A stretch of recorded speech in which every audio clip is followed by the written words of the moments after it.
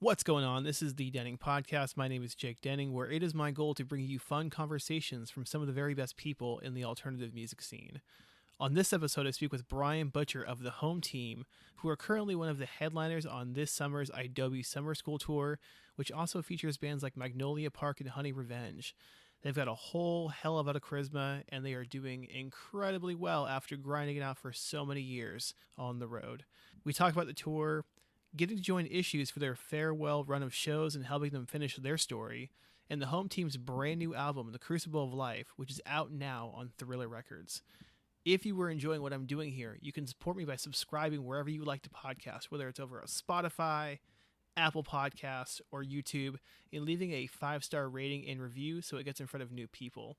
Also, share this episode on social media so it gets in front of brand new people. And with that out of the way, this is my chat with Brian Butcher of the Home Team. Enjoy. How do you guys spend your off days? It really depends. Like if we have to drive, like today's mostly a drive day. That sucks. It's fine. Who usually does most of the driving? Our driver. Oh, you have a driver. The Home Team has a driver. Yeah. It's our boy Zesty. Hell yeah, man. Do you guys like jam stuff in the van or the RV, or do you guys do your own thing? We pull a trailer, and yeah, this is basically, it's called a Starbus Elite. So it's like there's 6 bunks back there. There's 2 bunks up here. There's 1 couch up here. I'm currently at the table. Also, sorry if it gets a little loud. We're moving. No, so my connection might be a little spotty, but I can see it's good. You guys sound great right now, dude. Cool. Have you heard of Dan and John's secret metal band? Mm-mm.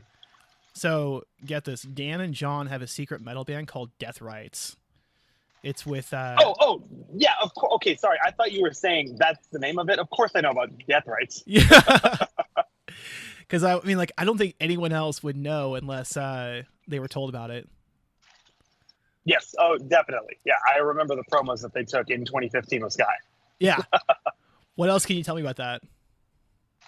I mean, we've known Sky for a long time. John goes way back with them, and there was a very funny story about Sky wanting to join his previous band when he was working at Red Robin. But yeah, he's a friend.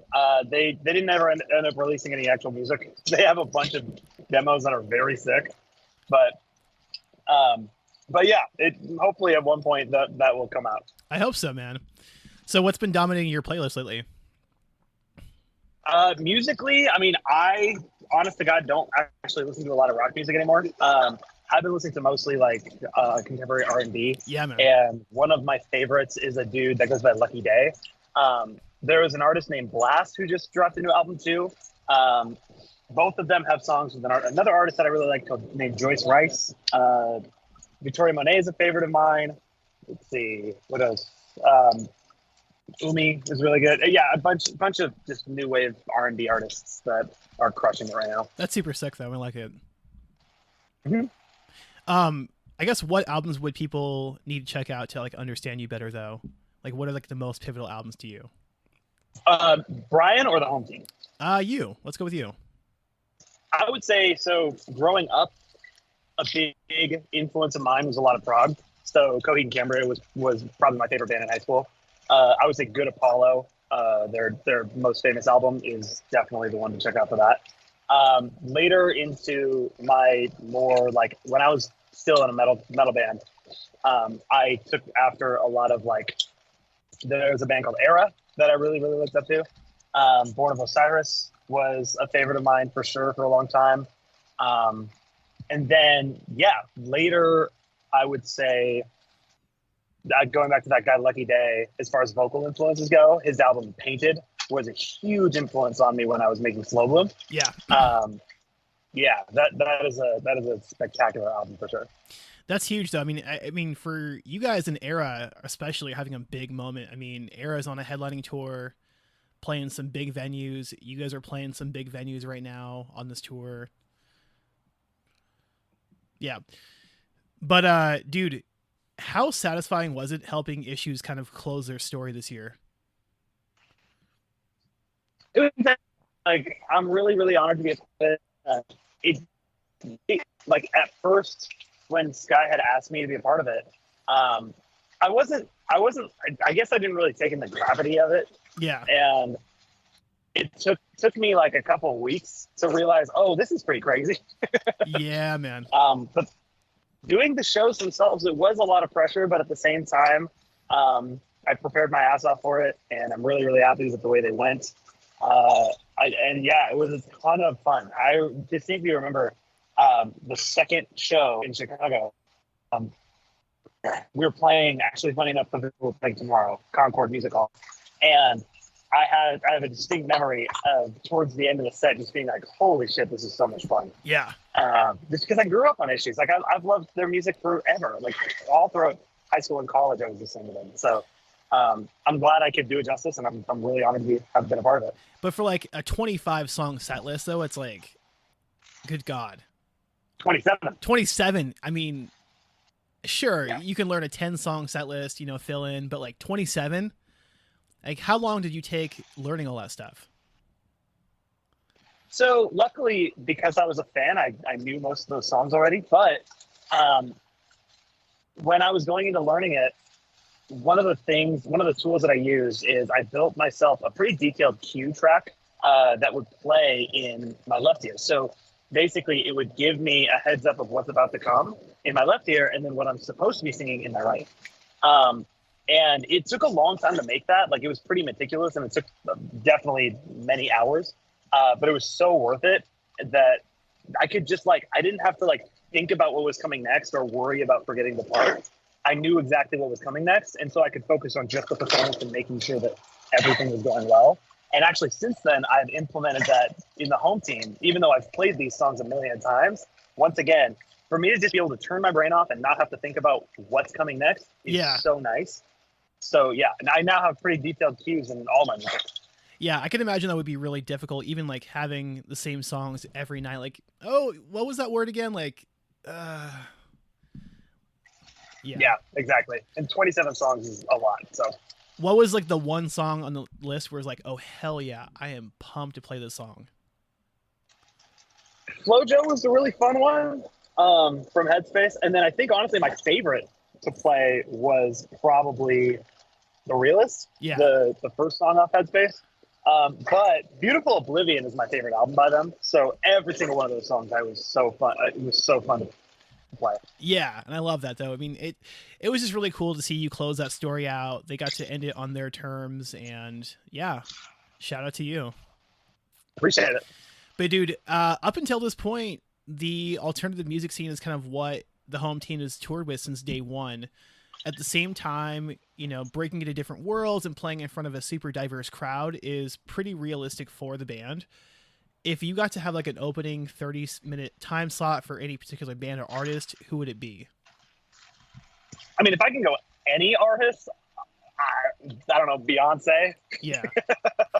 But if one that would make sense, I feel like we would probably clean house on a Bring Me the Horizon tour. Yeah. That or Fall Out Boy, the huge artists that we'd just be able to be in front of a ton of people. Right. Yeah, but beyond that, I mean, it would be really fun to be a part of to be the rock band on a rap bill or a you know what I mean? Yeah. Or a R&B bill. I was thinking more the band Camino or Laney or somewhere in that range, because I think you guys are super accessible anywhere you play, and there's enough of a crossover. I think the Venn diagrams crossover pretty heavily with that. Yeah, I think so. What do you think it is that makes you guys so accessible to everyone, regardless of what they like? Well, if I'm gonna speak bluntly, I would probably say we don't scream at all. So that's one thing that a lot of normies get turned off by. I mean, the End of Grievance Fade is one thing, but I would say the other thing is that we generally take a fairly pop approach to our music. We don't like to make the songs too long. We usually, we'll stick to a rigid structure, but when the song fits to be adjusted, we'll adjust it. It's not always cookie cutter. But yeah, I mean, really, yeah, I think it's a combination of all those things and pop sensibility and just being really big fans of pop artists, I think is a big one. Yeah. So So people that know anything about the band know that you guys have been hustling for a really, really long time. Like, yeah, especially from the Seattle area, like they would recall you guys handing out stuff at Warp Tour, hustling the lines, like man. So Slow Boom came out and like that was that like a make or break album for you guys or pretty much. I mean, that we made that album on the basis that our first one didn't do so well. So yeah. we said, if we're not going to make money making music we don't like, we should just make music we do like. And then we made Slow Boom, and turns out people like that way more. Yeah, I mean, because I forgot you went to college for what again? I have a marketing degree, but I don't really use it at all. Like, what do you think you want to use it for outside of music? You think? I don't. I mean, probably nothing. I'm in the same boat though. I mean, I get it. If I wasn't doing music previously, I was doing field marketing for a living. Up until 2020 when COVID hit, because that completely wiped out the company that I was working for. Yeah. And so, yeah, I used it to that extent, but then there are general marketing principles that I can kind of apply to music. But if I'm going to be honest, I'm kind of the creative guy anyway. Daniel's kind of the more marketing business side. And so, yeah, I look at the college experience less as what your degree is in as like specialization, and more about honing your ability to work, to meet deadlines, to meet people your age. Like I am so happy I went to college, but I am not going to use that degree at all. I had a great time. I mean, you went to UW or? I went to Western. Okay. Western Washington or? Yeah. Okay. And that's a community college or? No, it's a university. It's up in Bellingham. Okay. I think it's the. Oh, no, Wazoo is definitely way bigger. Now that I think about it. I mean, it's like 20,000 people. I think. Word. I think maybe I've passed it. It's up near Canada, so maybe. Man. So if people are brand new to your band and they're digging what they're hearing, what other bands should they check out? Dude, Bill Murray is one of them, because like his sound and our sound go hand in hand. Yeah. But if I'm going to pull some wild cards out, I would say there's a Japanese rock band called Polka Dot Stingray that we all collectively love. Definitely listen to them. I would say Don Broco. If you haven't listened to Don Broco, like, you're messing up. Yeah. I would say, let's see, bands like us. I mean, everybody and their fucking grandma knows about Sleep Token now. So that is a band that 4 years ago we would have recommended to people who hadn't heard of them, but now everybody's heard of them. Yeah, I mean, go figure. I mean, they're having a moment too. I mean, God, they were opening for that Issues tour back then, and then now. Yeah, we literally played the Seattle. We opened the Seattle date of that. Check this out. It was the home team, Sleep Token, Lil Aaron, Polyphia, Issues. So stacked. Dude, that tour today would be at fucking like arenas. I mean, obviously Sleep Token would be headlining, and then Polyphia, it'd be crazy. Yeah, that was a fun day. I mean, I did Portland, and this kid came in and played Smash Bros. And just wiped everybody out. That's awesome. He's like, I don't even want money. I want to just play you guys, and just because he's like a competitive guy apparently, and just Sky, myself, just everyone just wiped us out. That's crazy. Yeah. So I guess my question is, like, you're on the summer school tour with Honey Revenge and all these other bands. Like, what makes this tour so great? You're playing a half-hour set, and you're kind of rotating spots, headlining, but you're also playing these really big rooms. Yeah. No, it's been a lot of fun. Like, the point of it is to kind of recultivate a community that we feel like has kind of disappeared since COVID and since Warped Tour was no longer a thing. Yeah. It's not exactly replacing Warped Tour, because it's still all indoor venues, but it's trying to at least fill a void that it left. And Kevin Lyman, one of the main dudes from Warped Tour, is basically at home. And his vision for it is, I want something new to kind of replace Warped Tour. And I'm really honored to be a part of the first year of it because it's probably going to happen again. Yeah, it's a cool brand. Um, and I think that I would love to see. I can't wait to see the future of this tour, so to speak. And I think it's been awesome. All three of the other headliners have been really fun to be around, and we respect each other's music and art a lot. So it's cool. And rotating is kind of nice because sometimes we play last, sometimes we play first. So it's not, we don't have to know that we're playing last every night and Yeah. have to stay up till fucking 10 p.m. And it's kind of a breath of fresh air to be able to like, oh, today we play second, and so I'm done at 8:45. Yeah, and it has to be fun because I feel like most of the crowd, they're seeing you for the very first time. I don't know. No? I guess maybe. I don't know about that. I mean, a lot of them are. Yes, that is very yes.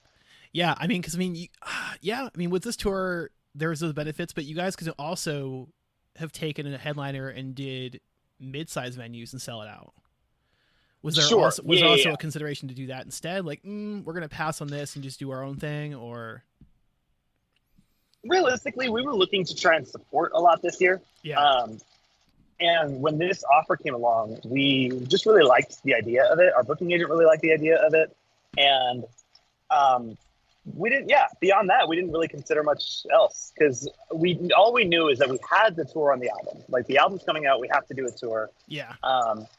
And so this just lined up perfectly. We actually, most people don't know this, we actually pushed the album back a little bit to line up with the tour better. We were going to release it in June. But we did it in July instead to line up with the tour. That's not too bad, though. I mean, it's only a month. Yeah, and we actually released an extra single because of it. So yeah. I mean, so what is the one song on the set list that you just look forward to playing every night? Because you have a half hour. What's the one? This is a new song called Turn You Off that I really, really enjoy. It's kind of our flex song. Like, it's pretty difficult for all of us. It starts off with a very intense run that I've just been looking forward to playing that song for we wrote that song. It was the first song we wrote for the album. And so we've just been looking forward to playing it for like a year and a half. Yeah. And our headliner last year, in spring of last year, we'd already written that song. And so we wanted to play it then. This is the first time we finally get to play it. And it's groovy, it's heavy, it's a lot of what we try and do packed into one song. Yeah. I will say this. I think the crowd kind of doesn't really know what to do with it because it's like, it's not quite jump tempo. It's more like head bob tempo. And so I've seen, like, as the song has aged a little bit and people have gotten to listen to it more, I see more moshing, which is great. But it's a weird song. It's a weird song, but I love it. I think it's one of my favorite songs we've ever put out. And I definitely look forward to playing it tonight. Okay, so if you had time for one more song to add, which one is it? Which one's going in? We definitely wish we were playing Somebody Else's Face. That one is a favorite collectively throughout the band.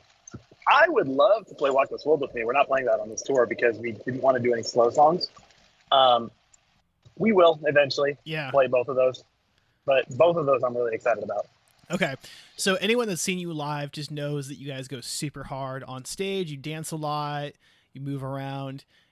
Have you ever, like, moved around and maybe, like, stepped on something wrong or, like, strained something? And it's like, ooh, that's not quite right. Like... Yeah, so I would say John is the best example of somebody who's done it. He jumps a lot, and Ryan too. I think Ryan, if I'm not mistaken, you sprained your ankle from stomping. Yeah, last year he sprained his ankle from stomping. Like it was just super swollen. John is currently has like some knee things happening because of jumping. I have had chronic tendonitis in my right knee that has gotten better with like PT and and strengthening. Honestly, strength training has been the best thing for it. And sometimes my ankle, if I'm not careful, because I do a lot of running when I'm on tour to keep my lungs open. Yeah. And so that just eventually will strain my ankle between jumping, running, all that if I'm not warming up properly. I've never really like twisted or injured myself in one single moment on stage. However, I have like chipped my teeth a couple times, and that is annoying because it's not a drat. Like you can't tell. Like I did it right here, like 2 weeks ago. You can't really tell, but I can feel it. Oh my God. Fucking annoying. That is annoying. Yeah.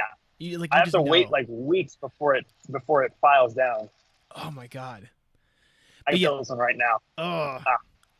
But no, I've always wondered because I've seen you guys a number of times and like, yeah, I can't imagine doing that on my own, like just stomping and moving and like something's gonna break, something's gonna strain, and I'm gonna be like tender for a few weeks, and it's like, So I get it. Kind of on a similar note, like, given how much you move, are you just like ever super duper hungry afterwards? Yeah. Like, oh yeah. I don't like playing with any food in my stomach, so I'll get hungry mid-set. Yeah. Obviously, when your adrenaline's going and you're basically in exercise mode, like it's not usually that bad. But there's been a couple of shows where I'm like, man, I really regret not eating a little more today. And for me, eating is like something I definitely have to plan when it comes to shows, because if I'm burping a lot because I just ate an hour ago, that's getting in the way of my vocals. Yeah. I'm also not trying to puke on stage because I'm, jumping around. So I usually give myself at least 2 hours before the set start, and ideally 3. But that's one of the reasons why I go for a run prior, because it helps move things along. Burps will come up. And yeah, it's definitely something I got to plan around. Which is tough because I mean, like I guess you look at the day sheet and it's like, oh, we played at 8. I guess we're door dashing food to come at 8:45 then. Oh yeah, I was gonna say I'm vegan, so on tour, like Uber Eats is my savior, because otherwise I'm looking around. I'm like, okay, there's a McDonald's over there. There's a QFC. There's like a grocery store.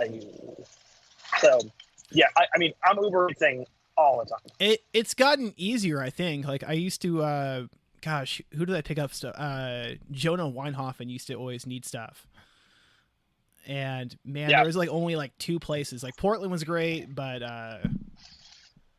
yeah, I mean, I guess it's probably easier now with DoorDash and Uber Eats. Like, yeah, it's more expensive, but yeah. I mean, you know what? That's where you guys need like a corporate sponsorship, or you guys need the Keith Lee treatment. Like, I think Keith Lee teams up with DoorDash to like get stuff going. Like, you guys need a corporate sponsorship. That'd be sick. That would be sick. Okay, so Crucible of Life's been out for a few weeks. You're super jazzed to have it out. What have been some of the favorite responses so far? I mean, I love when people say they like Turn You Off because it's such a weird song. Yeah. But also, I do like seeing a wide variety of interests in different songs. Like, some people will come up to me like, Somebody Else's Face is my favorite song. I'm like, fuck yeah, it is. It's a great song. But then other people will be like, Love When You're Used or Honest. And I'm like, those are ones that I didn't really expect people to latch onto. And yeah, when everybody says like the same 3 songs, that would bum me out. But luckily that hasn't really been the case. I mean, there isn't a single song that we half-ass that we're ever going to put out. Yeah. You know what I mean? So for every song to get a little bit of recognition is really nice. And that's what's been happening. And I'm very grateful for it. Yeah, man. Love and Comedy is tight. I like that one.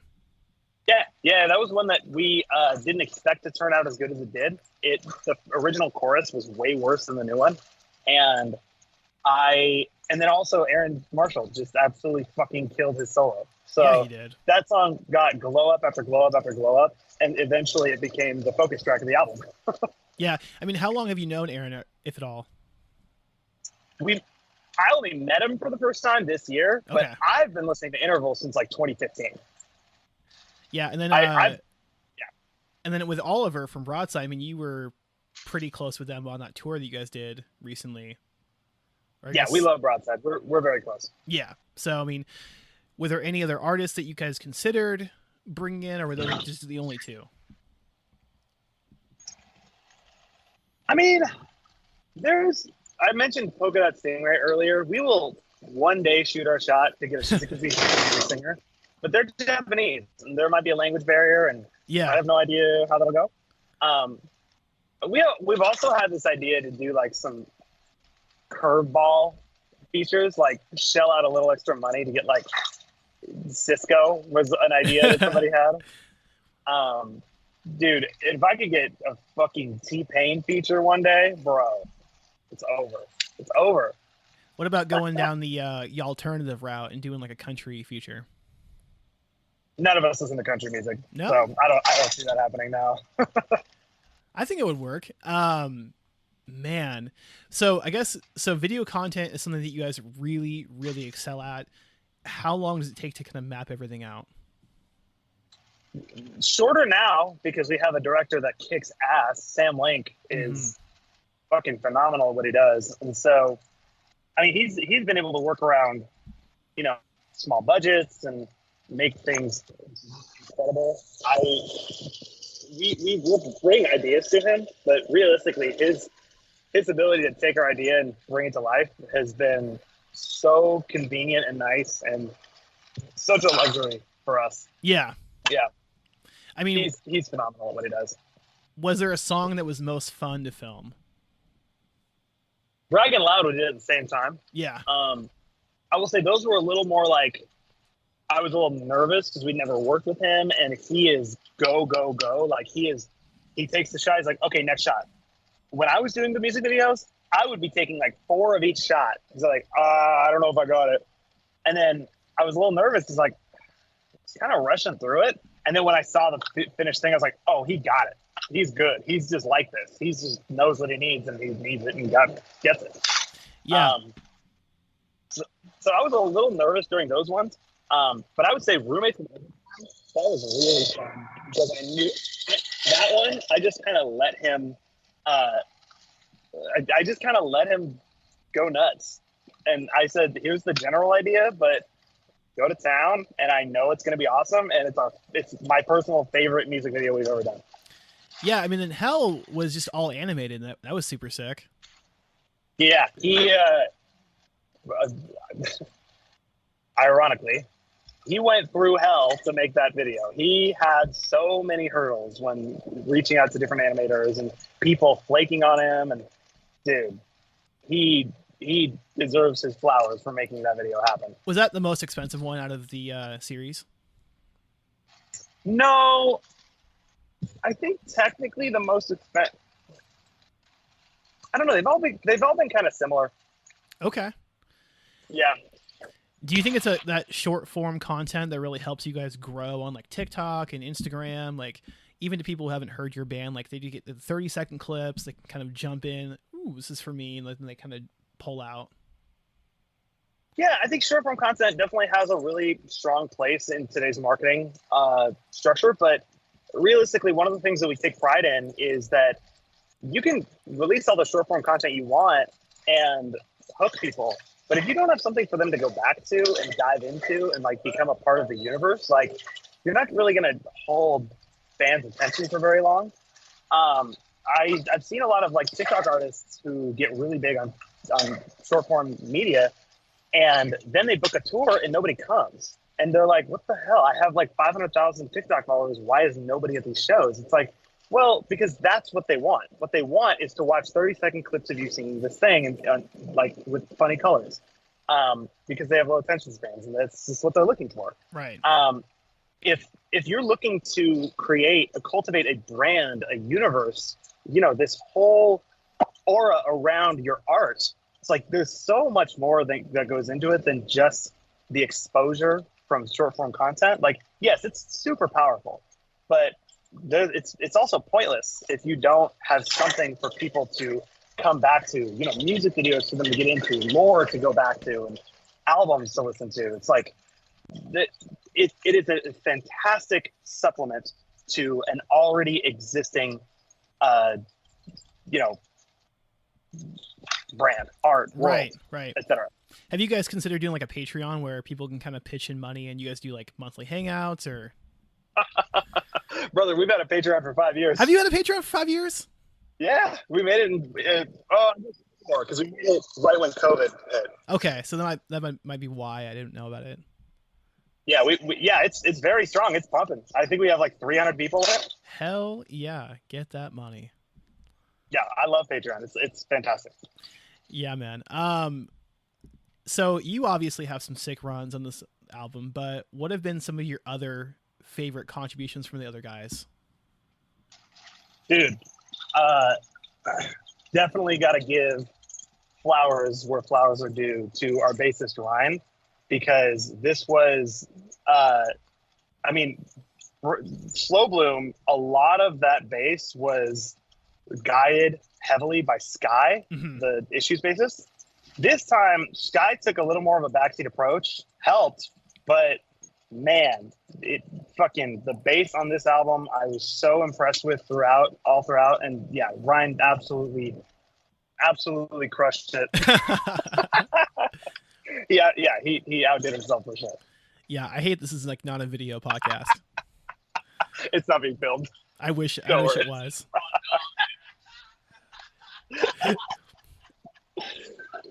So for context, he went over, he panned over, and Ryan was getting down. He was vigorously thrusting his hips. Oh my God. Okay, so what was the most difficult aspect about the writing and recording process? Oh my God, how much time you got? Dude, I got all the time in the world for you. So the reason it's called The Crucible of Light is because of how difficult it was to make. And it was, if you look at the album art, there's a smaller crucible right above the bigger one. And they look a little more ornate than an actual crucible. An actual crucible is like a cup. It's what you harden metal in. And the reason that we called it that, and the reason that we made the artwork that way, is because throughout the DIY process of, when I joined in 2015 up until 2021, when the Slow Bloom was released, we thought that was the hardest part. And once we made it, once we had fans, once we were doing the thing and making money, that's when it would all get easier. Oh my God, we were so wrong. That's when it just gets way more complicated. And all of a sudden, there's so many more interests at play. There's way more pressure. You're way busier, so it's really hard to find time to write. And we realized, like, we're not a normal band. We took an approach to writing this album that was a lot more conventional for a lot of bands, and we kind of hated it. And that was in part because we signed to a new label that actually was this label, the Thriller Records. Yeah, man. Has a lot more resources than our previous label. And they said, hey, we would love for you to come down to LA and, write with some of these people who, have a really good track record. And we said, that sounds awesome. We'd love to do that. We've never done that before. We have had to do everything DIY. Let's do it. We had 5 weeks in LA, and to be honest, it felt like a writing boot camp because we were just creatively drained by the end of it. We worked with a couple of different producers, and some of them were great. The guy who produced the majority of the album, Zach Jones, phenomenal to work with. Others, we did not vibe with. And it wasn't. Nobody was bad at what they did. Every producer we worked with was very competent. Right. But we realized that we're a unique band. We are not a normal band, and we don't write like a normal band. And when we went in with people who prioritize efficiency and speed, we hated it. We wanted to quit. We wanted to be like, oh, if this is what it's like once we get to the big league, we're done. We're not doing this. This is not what we signed up for at all. And so it just took a lot of self reliance in trusting our gut and making sure that what we were doing was genuine to us, even though now there's all these different things at play. And I mean, bless Thriller, the people at Throw Those Hearts, they've been great, and they've definitely had our best interest in mind. And they definitely felt a little bad because when we told them by the end of the process, we were like, yeah, we're never doing that again. They felt pretty bad, but I mean, it made a great album. Friction makes fire sometimes, and I'm really happy with the way it turned out. I know what we're not going to do next time. and we have a much better sense of who we are as musicians and as songwriters, and we have a much stronger sense of our direction for our art. And so that's the whole idea of the crucible of life, is you either get hardened or you crack. So this was like the absolute, like, you had to have this experience to get where you are today kind of thing. I kind of think so, because I think it was going to happen regardless. I think it was going to happen inevitably to us. I'm happy that it happened in good hands. Again, Thriller has been nothing but great. We've had other people who we can lean on in different times, like Sky, who we just would ask opinions about and say, like, are we pointing in the right direction, or are we the assholes? Like, was there a bit in the album where Sky really had a huge, heavy influence on in particular, or? Are you talking about this album? Yeah. So Sky took a lesser role in this album because we were working with so many other people. The Slow Bloom, he produced it. Right. But this time he mostly just did bass engineering and additional production. So he did like sprinkles of synth stuff and like different sounds across every single song. And he's really good at stuff like that. And then his brother Ty did a little bit as well. And so his touch is still very much so in it. And we wrote a couple of the songs with them. I think 3 of the songs on the album, and then 1 that's not released yet, we wrote on that LA trip with them. I think it was Loud. Oh, no, 4. Loud, Turn You Off, Somebody Else's Face, and I'll Squeeze Out. We're with them. And then there's 1 more that's not released yet that we wrote with them. And that was a lot of fun. I mean, it was a lot of fun to actually like sit down and write with them, because Sky just produced Slow Bloom. We had already pretty much written the whole thing. Yeah. But other than that, though, he did take a slightly less involved role in this one. Okay. So I guess my question is, like, would Thriller entertain the idea of doing a re-release like next year, even with like some remixes with different artists on it, or? We are already planning a deluxe. Love it. Like, Yeah. what are your hopes for it? 3 new songs. Okay, so they're already done then. No, not quite. They're on their way there. Okay, so there might be some additional guests on it or something spicy. Maybe. Okay. Who knows? I mean, I can't say that much. speaking of covers and remakes, I just recorded with Liam from Wind Waker a couple days ago, and he mentioned how much he liked the new album. And he agreed. Oh, that's awesome. He was saying that he would love to see your guys' take on Break the Rules off of their new album. Cool. Yeah. Could you guys do something like that? I mean, we like their music a lot. I think you would have a very interesting approach. Yeah.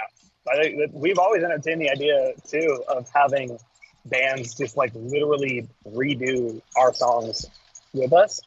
Yeah. Yeah, that's cool. I had no idea. That's really cool here. That would be super sick, though. I mean, even like, I know that you're not too familiar with the audition, but Danny Stevens, I think, would be a great person to work with. Cool. Yeah. You guys would crush an audition cover. Something Nice. like Hell to Sell, like with the bass line and everything. I think it's right up your vocal range. I mean, definitely give their catalog. Definitely give that catalog a spin when you have a chance. I'm familiar with the audition. I thought who was I was going to say, I don't know. Daniel's a big fan, for sure. But I was going to say, if we're going to do covers eventually, because we've actually strayed away from the idea of covers for a long time for very specific reasons. But if we do ever do it, honestly, we're probably going to do some stuff that's way out of genre. Like total curveball, like not rock at all. Interesting. So, just because like we've always taken a lot of influence from songs that are not rock songs, and so we feel like if we're gonna pay homage to something that's shaped our musicianship and our songwriting, we'll probably do something just like nobody would be able to guess what we're gonna cover. I mean, so we're gonna get like R&B after dark kind of stuff then. Amen, brother. That's what I'm going for, at least. So you guys have this tour that's wrapping up in a couple weeks. Then you have the run with Neck Deep in October, and then UK in December. Is the plan to come back in the spring sometime, or? So, I mean, we actually have pretty much all of next year booked. Nice. Not sure how much I can talk about it because, I mean, we will tour the U.S. again. That's for damn sure. Yeah. If not twice, at least once. And we will definitely be going overseas again quite a bit. So, yeah, there's a lot of touring next year. Okay. So I'm going to wrap with this. What is the absolute deepest piece of home team trivia you can drop on me? I was the first person to purchase their first EP. Interesting. And that was... So I'm not it was in 2013, I think. Crazy. I am not the original vocalist. It was a guy named Jared. And he was only in the band for one EP and one tour. But they were in Seattle, and I knew their old bassist at the time. And when they dropped the EP, I had listened to the single, and I really liked it. I was the single first person to buy that EP. That's so sick. I mean, if you guys have like a trivia night on Patreon or a VIP, definitely put that question in there. Yeah. Like, if we're doing like a whose line is it, or who wants to be a millionaire kind of thing, I mean, that has to be like $1 million question right there. Cool, man. Hey, I super duper appreciate the time. I know you're kind of traveling here and there. It's been kind of crazy with the time zones, but yeah, man, we got it in. Okay, I appreciate you having us. Yeah, man. I'm looking forward to the Roseland show in a few weeks, and yeah, man, onwards and upwards. Nice. Cheers, man.